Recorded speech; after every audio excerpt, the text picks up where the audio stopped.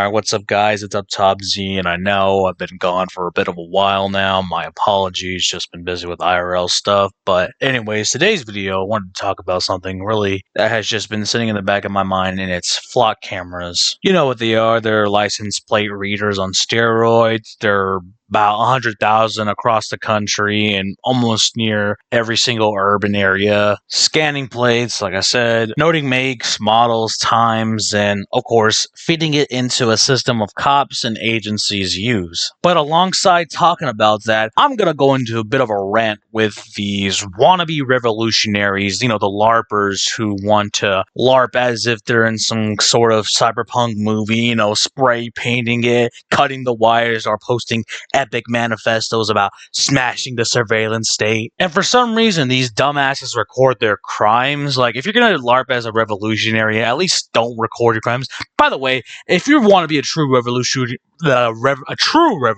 my apologies, you don't record your fucking crimes. You just let your actions speak for you.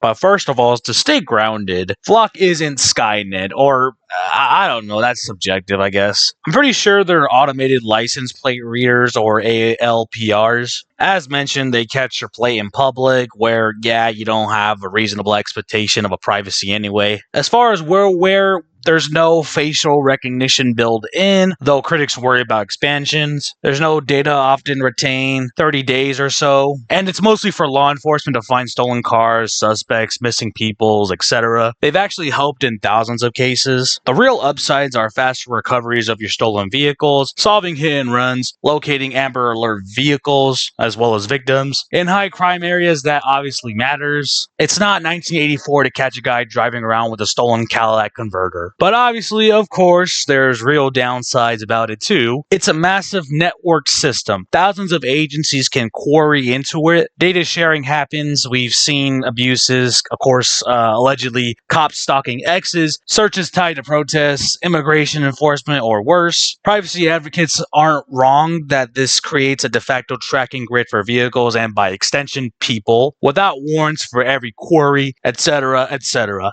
It's ripe for mission creep, sloppy oversight, and future expansions into video and AI. Obviously, it's surveillance infrastructure, effective for certain policing, but of course, a concern for civil liberties. Trade-offs exist, not cartoon evil, and certainly not flawless public safety savior. Now here's my favorite part that I want to get into. The revolutionary LARPers. You see these clowns online or in the streets, dressed in all black, wearing their balaclavas like it's Portland 2020, targeting flock cameras, like I mentioned, cutting them down, spray painting them, posting their literal crimes on the internet. We're fighting back against the Epstein class. Look who can't say Jews. And it's like these people are goyim. They're absolute goyim. Like, bro, chill. You aren't Che Guevara. You're not even a competent rebel. First of all, it's performative as hell. Like I keep mentioning, half of these actions get filmed online for clout. The other half, local news might run a story, and cities just move on and install new ones, or upgrade, matter of fact, because Flock's expanding like crazy because demand is actually there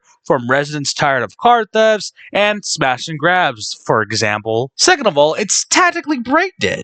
Smashing one camera doesn't destroy the quote-unquote Epstein class. These things are actually cheap to replace relative to the system. Data's already in the cloud. Redundancy exists. You're creating photo ops for cops to paint you as the problem, justifying more surveillance or harsher responses. Congrats, you just accelerated what you claim to hate.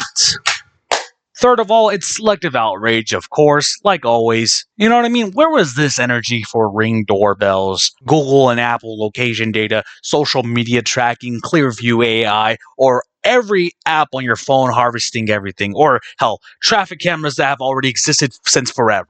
I may be living under a rock, so if someone could point me in the right direction, that will be gladly appreciated. But nah. It's the visible gray box that just automatically triggers that revolutionary cosplay, because it's tangible and yelling at a pole gets likes. And the direct action crowd acting shocked when locals side with the cameras. Most normal people want their packages not stolen and the streets safer. They don't see your LARP as liberation. They see petty crime enablers or trust fund anarchists. Look, if you're genuinely worried about overreach, all it is organizing. Push for local transparency rules, audit requirements, retention limits, bans on certain data sharing, sue over abuses, vote on contracts, yada yada. That's how you actually constrain it, through policy, courts, and public pressure. Not midnight wire cutting that risks charges for minor property damage. Flock isn't going away anytime soon, unfortunately, because crime is real, and this tech